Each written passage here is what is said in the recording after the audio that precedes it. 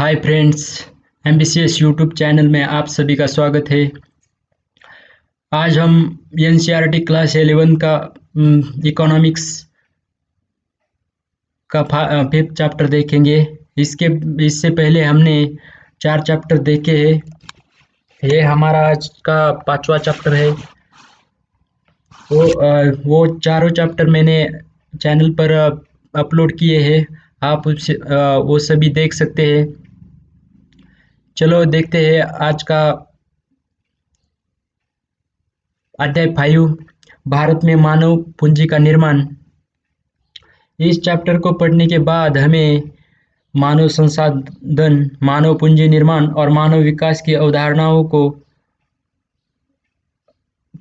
समझ पाएंगे। हम मानव पूंजी में निवेश, आर्थिक समृद्धि और मानव विकास के परस्पर संबंधों को जानेंगे। शिक्षा और स्वास्थ्य पर सरकारी व्यय की आवश्यकताओं को समझ पाएंगे।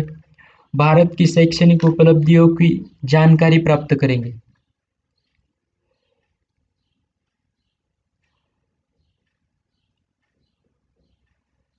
शिक्षा पर निजी और सार्वजनिक निधि के व्यय की सार्थकता का मूल्यांकन केवल उसके प्रत्यक्ष परिणामों के माध्यम से नहीं हो, इसमें निवेश मात्र ही लोगों को उससे अधिक अवसर उपलब्ध कराने में पर्याप्त होगा जितना कि वे स्वयं ही प्राप्त कर सकते थे।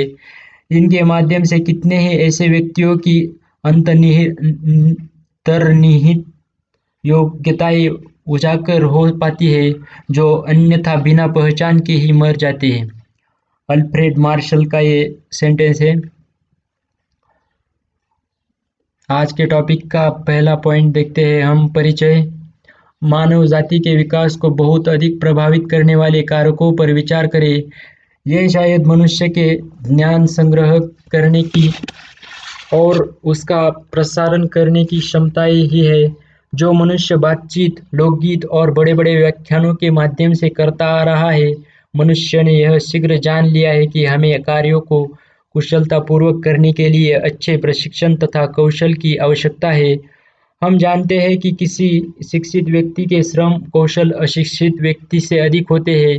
इसी कारण से पहला दूसरे की अपेक्षा अधिक आय का सृजन करता है और आर्थिक समृद्धि में उसका योगदान क्रमशः अधिक होता है। शिक्षा पाने का प्रयास केवल उपार्जन क्षमता बढ़ाने के लिए नहीं किया जाता, बल्कि उसके और भी अधिक मूल्यवान लाभ है। शिक्षा लोगों को उच्चतम सामाजिक स्थिति और गौरव प्रदान करती है। यह किसी व्यक्ति को अपने जीवन में बेहतर विकल्पों का चयन कर पाने के योग्य बनाता है, व्यक्ति को समाज में चल रहे परिवर्तनों की बेहतर समझ प्रदान करता है और नव परिवर्तनों को बढ़ावा देता है। शिथिल श्रम शक्ति की उपलब्धता नई प्रौद्योगिकी को अपनाने में भी सहायक होती है। देश शिक्षा के अवसरों के विस्तार की आवश्यकता पर बल देते हैं क्योंकि यह विकास प्रक्रिया को तेज करती है। यहाँ पर एक चित्र दिया है। समान भूमि की मात्रा होने पर भी उसकी उपज मुझसे ज़्यादा किसानों को समुचित शिक्षा तथा प्रशिक्षण की खेतों की उत्पादकता में वृद्धि कर सकती है। ये चित्र यह दर्शाता है कि शिक्षित लोग और अशिक्षित लोगों में ये डिफरेंस हो सकता है कि इसका उत्पादन ज़्यादा हो सकता है और अशिक्षित लोगों का उत्पादन कम रह सकता है। मानव पूंजी क्या है? 5.2 मानव पूंजी क्या है? जिस प्रकार एक देश अपने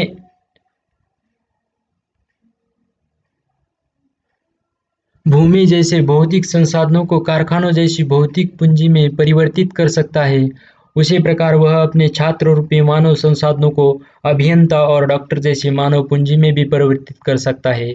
समाज को सबसे पहले पर्याप्त मात्रा में मानव पूंजी की जरूरत है, जो ऐसे योग्य व्यक्तियों के रूप में अधिक होती है जो पहले स्वयं प्रशिक्षित हो चुके हैं और प्रोफेसरों आदि के रूप में कार्य करने योग्य हो। दूसरे शब्दों में, हमें अन्य मानव पूंजी जैसे डॉक्टर, इंजीनियर आदि को तैयार करने के लिए शिक्षकों, प्रशिक्षकों के रूप में बेहतर मानव पूंजी की आवश्यकता होती है। इसका अर्थ है कि हमें मानव संसाधनों को मानव पूंजी के रूप में परिवर्तित करने के लिए मानव पूंजी निवेश करने की भी आवश्यकता है। आइए इन प्रश्नों के माध्यम से मानव पूंजी के अर्थ को कुछ अधिक स्पष्ट रूप से जानने का प्रयास करें। मानव पूंजी के स्रोत क्या है? क्या किसी देश की आर्थिक समृद्धि और वहाँ की मानव पूंजी में कोई संबंध होता है? क्या मानव पूंजी के निर्माण का संबंध मनुष्य के सर्वांगीण विकास से है, जिसे आमतौर पर मानव विकास के रूप में जाना जाता है? भारत में मानव पूंजी के निर्माण में सरकार की क्या भूमिका हो सकती है? पॉइंट 5.3 मानव पूंजी के स्रोत। शिक्षा में निवेश को मानव पूंजी का एक प्रमुख स्रोत माना जाता है। इसके अतिरिक्त स्वास्थ्य में निवेश, कार्य के दौरान प्रशिक्षण, प्रबंधन तथा सूचना आदि मानव पूंजी के निर्माण के अन्य स्रोत हैं। आपके माता-पिता आपकी शिक्षा पर व्यय क्यों कर रहे हैं? व्यक्तियों द्वारा शिक्षा पर व्यय कुछ उसी प्रकार का खर्च है जैसा कि कंपनियां निश्चित अवधि में अपने दीर्घकालीन निश्चित लाभ को सुधारने के लिए पूंजीगत वस्तुओं पर करती है। इसी प्रकार व्यक्ति अपने भविष्य की आय को बढ़ाने के लिए शिक्षा पर निवेश करता है। शिक्षा की भांति ही स्वास्थ्य को भी किसी व्यक्ति के साथ-साथ देश के विकास के लिए एक महत्वपूर्ण आगत माना जाता है। किसी भी कार्य को अच्छी तरह से कौन कर सकता है? एक बीमार व्यक्ति या एक स्वस्थ व्यक्ति? चिकित्सा सुविधाओं के सुलभ नहीं होने पर एक बीमार श्रमिक कार्य से विमुख रहेगा। इससे उत्पादकता में कमी आएगी। अंततः इस प्रकार के स्वास्थ्य पर व्यय मानव पूंजी के निर्माण का एक महत्वपूर्ण स्रोत है। प्रतिषेधी आयुर्विज्ञान, टीकाकरण, चिकित्सीय आयुर्विज्ञान, बीमारियों के क्रम में उसकी चिकित्सा तथा सामाजिक आयुर्विज्ञान, स्वास्थ्य संबंधी साक्षरता या ज्ञान का प्रसार और इनके साथ साथ स्वच्छ पेयजल का प्रावधान आदि स्वास्थ्य व्यय के विभिन्न रूप हैं। स्वास्थ्य पर किया गया व्यय स्वस्थ श्रम बल की पूर्ति को प्रत्यक्ष रूप से बढ़ाता है और इसी कारण यह मानव पूंजी निर्माण का एक स्रोत है। फर्में अपने कर्मचारियों के कार्यस्थल पर प्रशिक्षण में व्यय करती है। इसके कई तरीके हो सकते हैं। फर्म के अपने कार्यस्थान पर ही पहले से काम को जानने वाले कुशल कर्मचारियों को काम सिखा सकते हैं। दूसरे कर्मचारियों को किसी अन्य संस्थान में प्रशिक्षण पाने के लिए भेजा जा सकता है। दोनों ही विधियों में फर्म अपने कर्मचारियों के प्रशिक्षण का कुछ व्यय वहन करते हैं।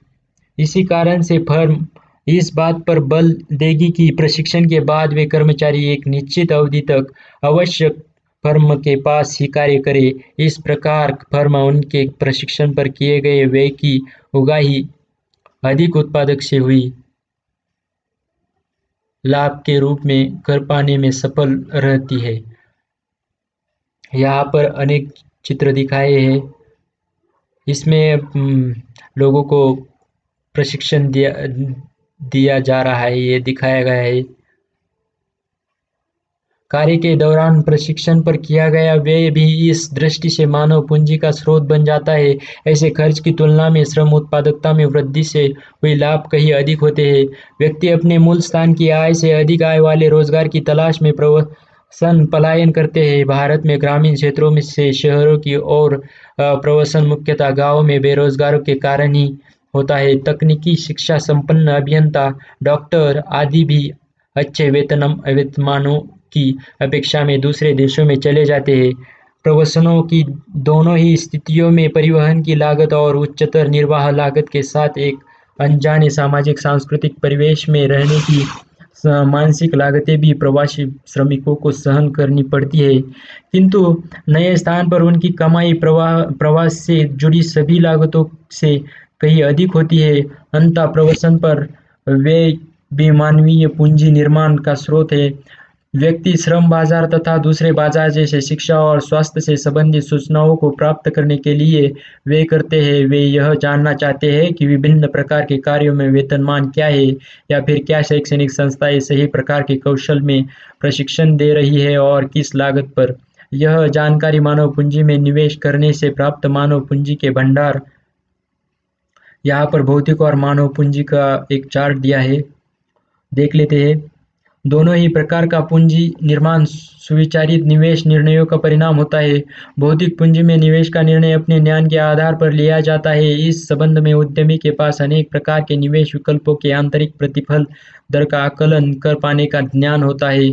इन गणनाओं के बाद ही वह अपना विवेक आधारित निवेश करता है। भौतिक पूंजी का स्वामित्व उस व्यक्ति के सुविचारित निर्णय का परिणाम होता है। भौतिक पूंजी निर्माण मुख्यतः एक आर्थिक और तकनीकी प्रक्रिया है। मानव पूंजी के निर्माण का महत्वपूर्ण भाग व्यक्ति के जीवन की उस अवधि में होता है जब वह यह निर्णय लेने में असमर्थ होता है कि क्या वह अपनी आमदनी को अधिकतम कर पाएगा या नहीं। बच्चों की शिक्षा और स्वास्थ्य सुविधाओं से संबंधित निर्णय उनके अभिभावक तथा समाज ही करते हैं। उनके समकक्षी शिक्षाविद और समाज उच्चतर स्तरों महाविद्यालय विश्वविद्यालय पर मानव पूंजी में निवेश संबंधी निर्णय को प्रभावित करते हैं। फिर भी इस स्तर पर मानव पूंजी निर्माण विद्यालय स्तर पर मानव पूंजी निर्माण पर निर्भर करता है। मानव पूंजी निर्माण आंशिक रूप से एक सामाजिक प्रक्रिया है और अंशतः मानव पूंजी को धारण करने वालों के सुविचारित निर्णय का प्रतिफल है। आप जानते हैं कि बस जैसी भौतिक पूंजी के स्वामी को सदैव वहां उपस्थित नहीं रहना होता जहां वह बस यात्रियों सामान के परिवहन में प्रयुक्त हो, किंतु उस वाहन को चलाने के ज्ञान से संपन्न चालक को वाहन के साथ ही रहना पड़ता है। भौतिक पूंजी किसी भी अन्य वस्तु की भांति दृश्य होती है। उसे किसी भी वस्तु की तरह बाजार में बेचा जा सकता है। मानव पूंजी अदृश्य होती है। यह धारक के शरीर और मस्तिष्क में रची बसी होती है। बाजार में मानव पूंजी को बेचा नहीं जा सकता, केवल उसकी सेवाओं की बिक्री की जा सकती है। इसलिए मानव पूंजी के स्वामी को उसके उत्पादक से स्थान पर उपस्थित होना आवश्यक होता है। भौतिक पूंजी को उसके स्वामी से पृथक किया जा सकता है, किंतु मानव पूंजी का स्वामी से पृथक्करण संभव नहीं होता। दोनों प्रकार की पूंजियों में उनके स्थानों की गतिशीलता के आधार पर अंतर होता है। प्राय कुछ कृत्रिम अपवादों को छोड़ भौतिक पूंजी का विश्व भर में निर्बाध आवागमन चलता रहता है, किंतु मानव पूंजी का प्रवाह इतना निर्बाध नहीं होता। इसके मार्ग में राष्ट्रीयता और संस्कृति की ऊंची बाधाएं आ जाती है। अंततः भौतिक पूंजी का निर्माण तो आयात के सहारे भी हो जाता है, किंतु मानवीय पूंजी की रचना तो समाज तथा अर्थव्यवस्था की अंतर्भूत विशेषताओं के अनुरूप सुविचारित नीति निर्धारण संबंधी निर्णयों तथा सरकार और व्यक्तिगत व्यय के आधार पर होती है। समय के साथ साथ दोनों ही प्रकार की पूंजियों में मूल्य ह्रास होता है। किसी मशीन के निरंतर प्रयोग से वह घिस जाती है और प्रौद्योगिकीय परिवर्तन उसे पुराना घोषित कर देते हैं। मानव पूंजी में आयु के अनुसार कुछ ह्रास आता है, किंतु शिक्षण और स्वास्थ्य सेवाओं में निरंतर निवेश से उस ह्रास का काफी सीमा तक निराकरण हो सकता है। यह निवेश मानव पूंजी का प्रौद्योगिकीय परिवर्तनों का सामना करने योग्य भी बना देता है, किंतु भौतिक पूंजी में किसी भी प्रकार से प्रौद्योगिक परिवर्तन का सामना करने की क्षमता नहीं आ पाती। मानवीय पूंजी द्वारा सृजित हित लाभ के प्रवाह का स्वरूप भी बौद्धिक पूंजी से अलग होता है। मानव पूंजी से केवल उसका स्वामी ही नहीं वरन सारा समाज लाभान्वित होता है। इसे एक बाह्य हित लाभ कहा जा सकता है। एक सुशिक्षित व्यक्ति लोकतांत्रिक प्रक्रिया में प्रभावपूर्ण भागीदारी के माध्यम से राष्ट्र की सामाजिक आर्थिक प्रगति में योगदान करता है। एक स्वस्थ व्यक्ति अपने वैयक्तिक स्तर पर तथा आसपास में सफाई आदि के माध्यम से रोगों का संक्रमण रोक उन्हें महामारियों का रूप धारण नहीं करने देता। मानवीय पूंजी से व्यक्तिगत के साथ साथ सामाजिक हित लाभों का विसर्जन होता है, किंतु भौतिक पूंजी तो प्राय निजी लाभ को ही जन्म दे पाती है। पूंजीगत पदार्थों के लाभ उन्हीं को मिल पाते हैं जो उनके द्वारा उत्पादित वस्तुओं और सेवाओं की कीमत चुका सकती है।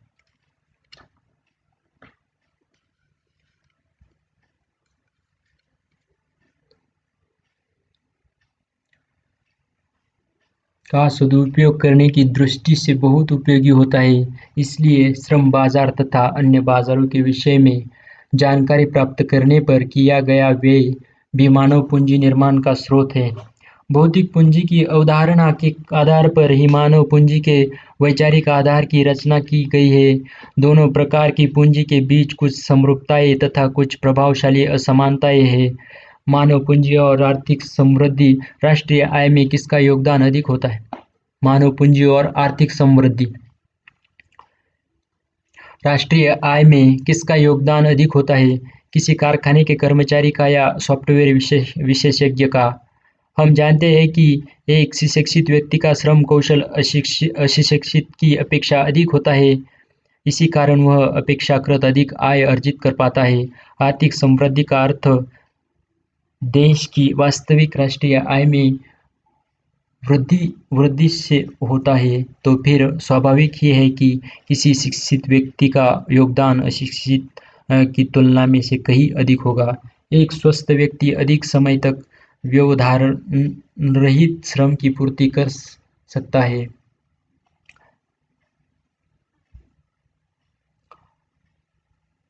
यहाँ पर मानव पूंजी निर्माण दिल्ली में अस्थायी रूप से चल रहा है विद्यालय।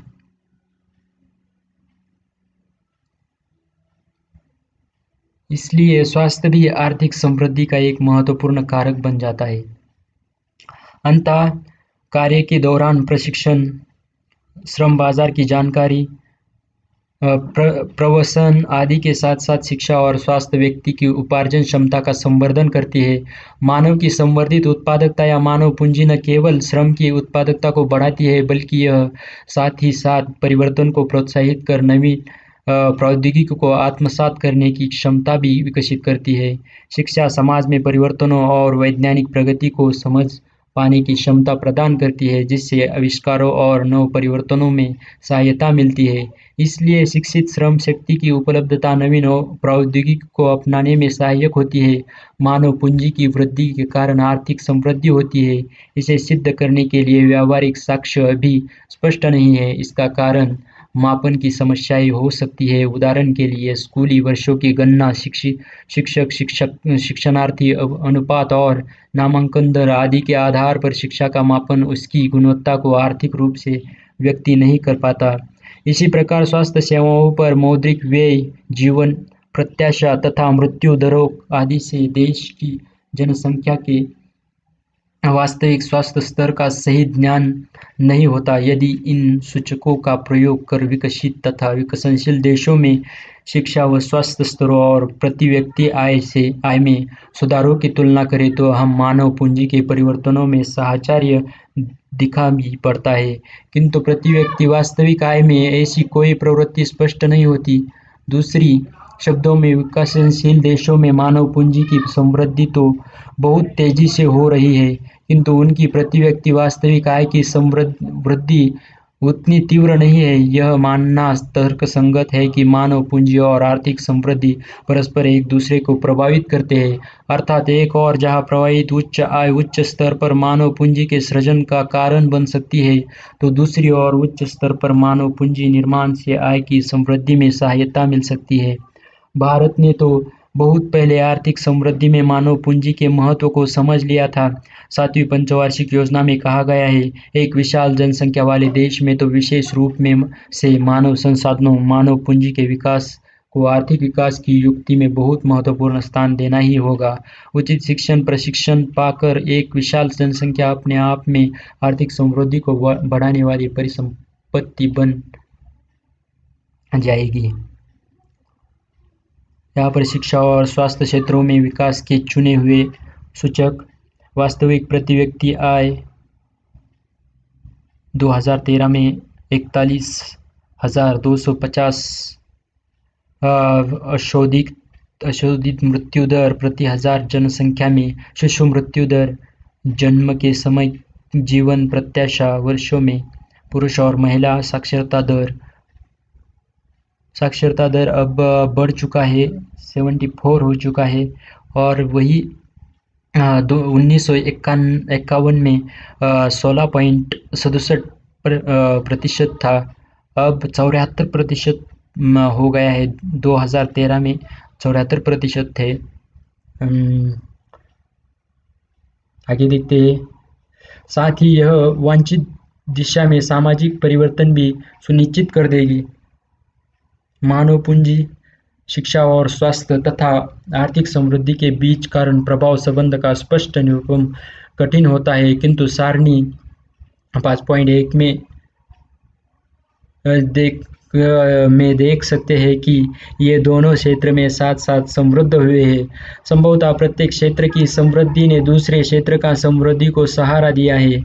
हाल ही में भारतीय अर्थव्यवस्था पर दो स्वतंत्र अध्ययनों ने इस बात पर बल दिया है कि भारत अपनी मानव पूंजी निर्माण क्षमता के कारण बहुत तेजी से समृद्धिशील हो पाएगा। ड्यूश नामक जर्मनी के बैंक ने अपनी विश्व स्तरीय समृद्धि केंद्र ग्लोबल ग्रोथ सेंटर नामक रिपोर्ट प्रकाशन 175 में कहा है कि भारत 2020 तक विश्व के 4 प्रमुख विकास केंद्रों में से एक बनकर उभरेगा। उसी में आगे कहा गया, हमारा व्यावहारिक अन्वेषण इस मत का पक्षधर है कि आज की अर्थव्यवस्थाओं में मानव पूंजी उत्पादन का सबसे महत्वपूर्ण कारक है। सकल घरेलू उत्पादन की वृद्धि में मानव पूंजी की वृद्धि का निर्णायक योगदान रहता है। भारत के संदर्भ में इसी रिपोर्ट में आगे कहा गया है, हमारी आशा है कि 2005 से 2020 की अवधि में भारत में 7 वर्ष से ऊपर शिक्षा के औसत वर्षों में 40% की वृद्धि की संभावित है। विश्व बैंक ने अपनी एक ताज़ा रिपोर्ट भारत और ज्ञान आगे का काम भारत को ज्ञान अर्थव्यवस्था में परिवर्तित करना।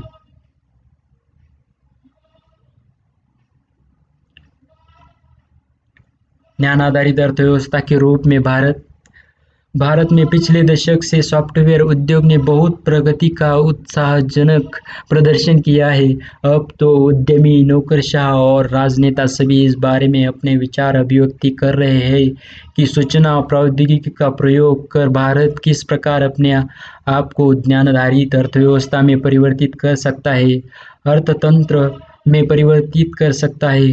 कुछ ग्रामीणों द्वारा ई-मेल के प्रयोग के उदाहरणों को ऐसे व्यापक परिवर्तन का संकेत माना जा रहा है।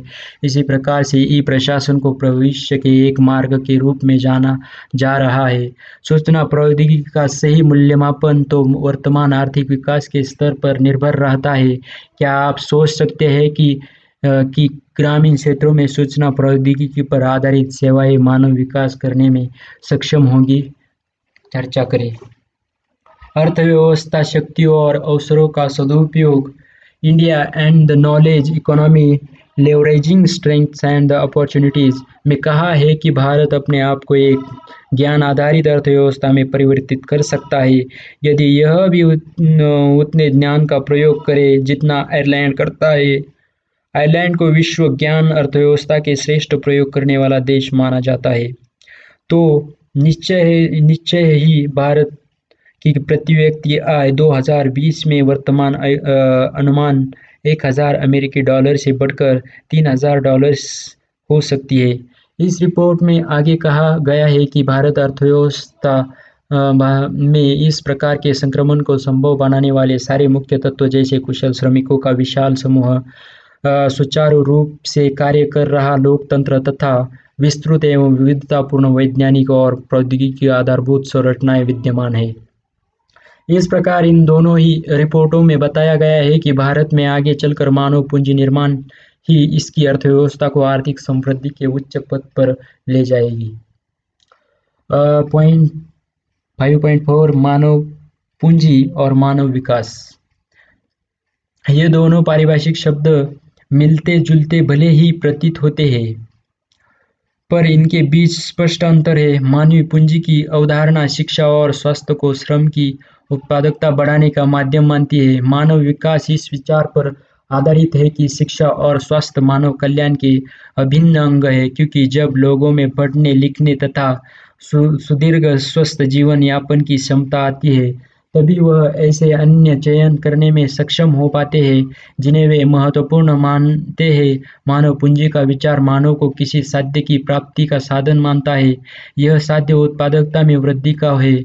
इस मतानुसार शिक्षा और स्वास्थ्य पर किया गया निवेश उत्पादन है। अगर उससे वस्तुओं और सेवाओं के निर्गत में वृद्धि न हो, मानव विकास के परिप्रेक्ष्य में मानव स्वयं साध्य भी है। भले ही शिक्षा, स्वास्थ्य आदि पर निवेश से श्रम की उच्च उत्पादकता में सुधार नहीं हो, किंतु इनके माध्यम से मानव कल्याण का संवर्धन तो होना ही चाहिए। अंतः श्रम ही उत्पादकता में सुधार के पक्ष को अनदेखा करते हुए भी बुनियादी शिक्षा और बुनियादी स्वास्थ्य सुविधाओं का अपना अलग महत्व हो जाता है। इस दृष्टि से प्रत्येक व्यक्ति का बुनियादी शिक्षा और स्वास्थ्य सुविधाओं पर अधिकार सिद्ध हो जाते हैं। दूसरे शब्दों में समाज के प्रत्येक सदस्यों को साक्षर तथा स्वस्थ जीवन जीने का अधिकार होता है। भारत में मानव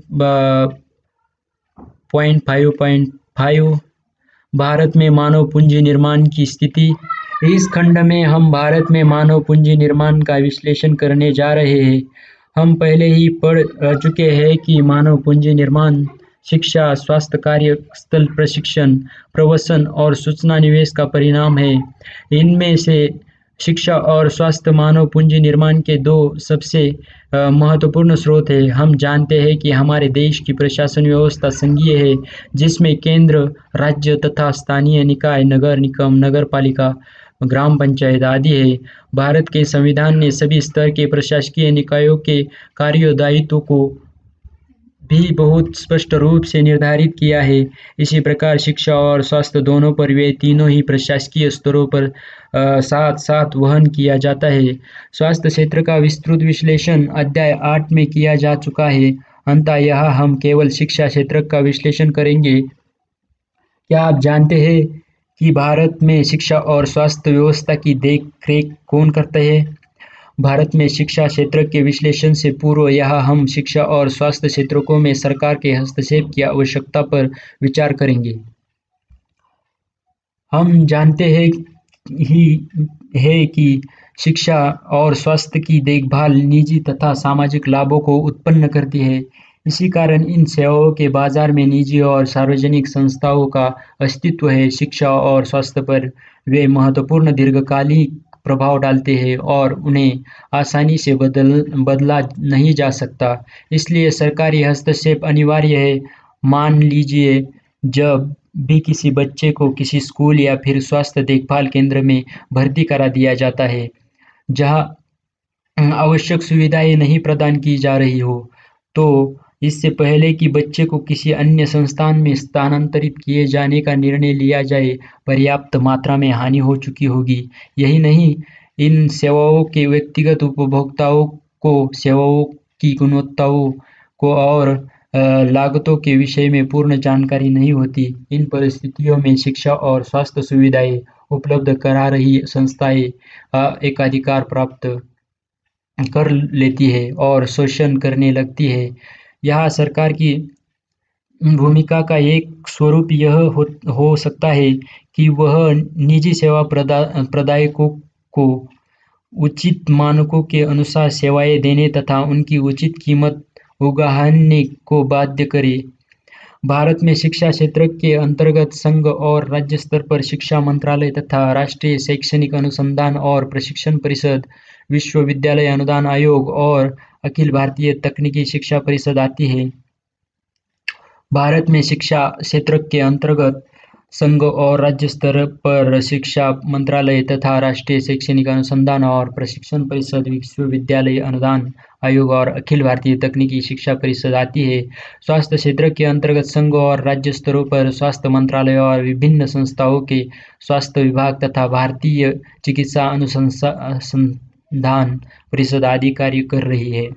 हमारे जैसे विकसनशील देश में जहाँ जनसंख्या का एक विशाल वर्ग गरीबी रेखा से नीचे जीवन बिता रहा है, हम में से कई लोग बुनियादी शिक्षा और स्वास्थ्य देखभाल सुविधाओं पर पर्याप्त व्यय नहीं कर सकते। यही नहीं, हमारी अधिकांश जनता अति विशिष्ट स्वास्थ्य देखभाल और उच्च शिक्षा का भार वहन नहीं कर पाती। जब बुनियादी शिक्षा और स्वास्थ्य देखभाल सेवाओं को नागरिकों का अधिकार मान लिया जाता है, तो यह अनिवार्य है कि सभी सुपात्र नागरिकों को, विशेषकर सामाजिक दृष्टि से दलित रहे वर्गों को सरकार ये सुविधाएं निःशुल्क प्रदान करे। 100% साक्षरता और भारतीयों की औसत उपलब्धियों में प्राप्त वृद्धि के लिए केंद्र तथा राज्य दोनों सरकार पिछले कई वर्षों से अपने शिक्षा क्षेत्र पर व्यय में वृद्धि करती आ रही है। पॉइंट 5.6 शिक्षा पर सार्वजनिक व्यय में वृद्धि क्या आप जानते हैं कि सरकार शिक्षा पर कितना व्यय करती है? सरकार द्वारा किए गए शिक्षा पर कुल व्यय को अधिक सार्थक रूप से समझने के लिए हम इस व्यय को दो प्रकार से व्यक्त करेंगे।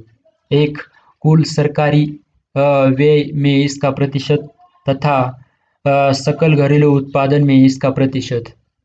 कुल सरकारी व्यय में शिक्षा पर व्यय का प्रतिशत सरकारी योजनाओं में शिक्षा के महत्व का सूचक है। सकल घरेलू उत्पाद में शैक्षणिक व्यय का प्रतिशत यह व्यक्त करता है कि हमारी आय का कितना भाग देश के शैक्षणिक विकास के लिए प्रतिबद्ध है। 1952 से 2014 के बीच कुल सरकारी व्यय में शिक्षा पर व्यय 7.92% से बढ़कर 15.7% हो गया है।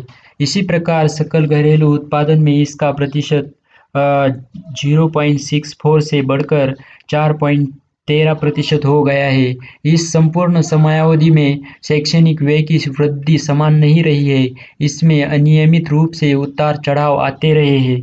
यदि इस सरकारी व्यय के साथ हम व्यक्तियों के द्वारा किया गया निजी व्यय तथा परोपकारी धर्मार्थ संस्थाओं आधारित संरचनाओं में निवेश अपरिहार्य के शैक्षणिक व्यय को शामिल कर ले तो शिक्षा पर कुल व्यय और अधिक होना चाहिए। कुल शिक्षा व्यय का एक बहुत बड़ा हिस्सा प्राथमिक शिक्षा पर खर्च होता है। उच्चतर तृतीय शैक्षणिक संस्थाओं, उच्च शिक्षा के संस्थानों जैसे महाविद्यालयों, बहुतकनीकी संस्थानों और विश्वविद्यालयों आदि पर होने वाला व्यय सबसे कम है। यद्यपि औसत रूप से सरकार उच्चतर शिक्षा पर बहुत कम व्यय करती है, किंतु प्रति विद्यार्थी उच्चतर शिक्षा पर व्यय प्राथमिक शिक्षा की तुलना में अधिक है। इसका अर्थ यह नहीं है कि वित्तीय संसाधनों को उच्चतर शिक्षा से प्राथमिक शिक्षा की ओर कर दिया जाना चाहिए। जैसे जैसे हम विद्यालय शिक्षा का प्रसार करेंगे तो हमें उच्चतर शैक्षिक संस्थानों से प्रशिक्षित और अधिक शिक्षकों की आवश्यकता होगी। अंतः शिक्षा के सभी स्तरों पर व्यय में वृद्धि करना चाहिए। वर्ष 2014 से 15 प्रारंभिक शिक्षा पर प्रति विद्यार्थी होने वाले सार्वजनिक व्यय में राज्यों के बीच काफ़ी अंतर है। जहां हिमाचल प्रदेश में इसका उच्च स्तर 34,651 रुपीज़ है, वहीं बिहार में यह मात्र 4,088 रुपये है। इस प्रकार की विषमताओं के कारण ही विभिन्न राज्यों में शिक्षा के अवसरों और शैक्षणिक उपलब्धियों के स्तर में बहुत भारी अंतर हो जाता है। विभिन्न आयोगों के द्वारा शिक्षा व्यय के वांछित स्तर के साथ यदि शिक्षा व्यय की तुलना की जाए तो इसकी अपर्याप्तता समझ में आ सकती है। 50 वर्ष पूर्व 1964 और 66 नियुक्त शिक्षा आयोग ने सिफारिश की थी कि शैक्षिक उपलब्धियों की समृद्धि दर में उल्लेखनीय सुधार लाने के लिए सकल घरेलू उत्पाद का कम से कम 6% शिक्षा पर खर्च किया जाना चाहिए। वर्ष 2009 में भारत सरकार ने शिक्षा का अधिकार अधिनियम का कानून बनाया है, जिसके अंतर्गत 6 से 14 वर्ष के आयु वर्ग के सभी बच्चों को मुफ्त शिक्षा प्रदान की जाती है। 1998 में भारत सरकार द्वारा नियुक्त तापस मजूमदार समिति ने अनुमान लगाया था कि देश के 6 से 14 आयु वर्ग के सभी बच्चों को स्कूल की शिक्षा अवस्था में शामिल करने के लिए 1999 से 2007 के 10 वर्षों की अवधि में लगभग 1.3 लाख करोड़ रुपीस का व्यय करना होगा। सकल घरेलू उत्पादन के 6% के स्तर की तुलना में वांछित वर्तमान 4% व्यय का स्तर बहुत कम है। आने वाले वर्षों में 6% के लक्ष्य तक पहुंचने की आवश्यकता है। जैसा कि सिद्धांत रूप में स्वीकार किया गया है, भारत सरकार ने सभी केंद्रीय करों पर 2% शिक्षा उपकर लगाना भी प्रारंभ किया है। शिक्षा उपकर से प्राप्त राजस्व को प्राथमिक शिक्षा पर व्यय करने हेतु सुरक्षित रखा है। साथ ही सरकार ने उच्च शिक्षा संवर्धन के लिए भी एक विशाल धनराशि स्वीकृत कराने की बात की है। उच्च शिक्षणार्थियों के लिए एक नई ऋण योजना की भी घोषणा की गई है। भारत में शैक्षणिक उपलब्धियां सामान्यतः किसी देश की शैक्षणिक उपलब्धियों का आकलन वयस्क साक्षरता स्तर, प्राथमिक शिक्षा सुपुर्दी दर और युवा साक्षरता दर द्वारा किया जाता है। सारणी 5.2 में भारत की इन दरों के 2 दशकों के आंकड़े दिए गए हैं। भविष्य की संभावनाएं। सबके लिए शिक्षा अभी भी एक सपना है। यद्यपि वयस्क और युवा साक्षरता दरों में सुधार हो रहा है, किंतु आज भी देश में निरक्षरों की संख्या उतनी ही है जितनी स्वाधीनता के समय भारत की जनसंख्या थी। भारत की संविधान सभा ने 1950 में संविधान को पारित करते समय संविधान के नीति निर्देशक तत्वों में स्पष्ट किया था कि सरकार संविधान पारित होने के 10 साल के अंदर 14 वर्ष की आयु के बच्चों को। यहाँ पर सारणी दिया है एक। भारत में शैक्षणिक उपलब्धियाँ। वयस्क साक्षरता दर 15 वर्ष से अधिक आयु वर्ग में साक्षरता का प्रतिशत। पुरुष महिलाएं। प्राथमिक शिक्षा संपूर्ति दर। युवा साक्षरता दर के लिए निःशुल्क और अनिवार्य शिक्षा का प्रावधान करेगी। इस लक्ष्य को प्राप्त कर लेते तो अब तक 100% साक्षरता हो गई होती। लिंग समता पहले से बेहतर है। देखते हैं लिंग समता पहले से बेहतर। अब साक्षरता में पुरुषों और महिलाओं के बीच का अंतर कम हो रहा है, जो लिंग समता की दिशा में एक सकारात्मक विकास है। नारी शिक्षा को भारत में और प्रोत्साहन दिए जाने के कई कारण हैं, जैसे शिक्षा नारी की आर्थिक स्वतंत्रता और सामाजिक स्तर में सुधार, और साथ ही स्त्री शिक्षा प्रजनन दर और स्त्रियों व बच्चों के स्वास्थ्य देखभाल पर अनुकूल प्रभाव डालती है। अंततः हमें साक्षरता स्तर सुधारने के अपने प्रयासों में शिथिलता नहीं आने देनी चाहिए। अभी हमें 100% वयस्क साक्षरता दर प्राप्त करने के लिए अनेक मंजिलें को पार करनी है।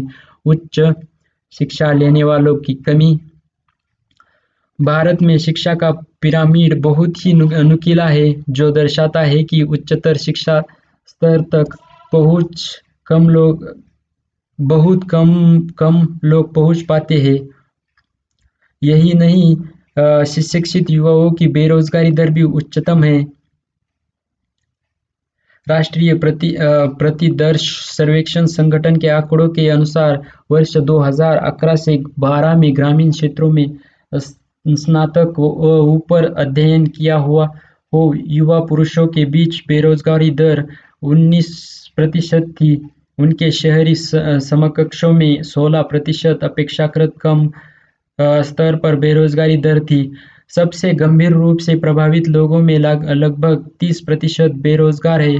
तो जो युवा ग्रामीण महिला थी, इसके विद्यालय छोड़ने वाले छात्र बाल श्रम को बढ़ावा देते हैं, जिससे मानव पूंजी का क्षय होता है।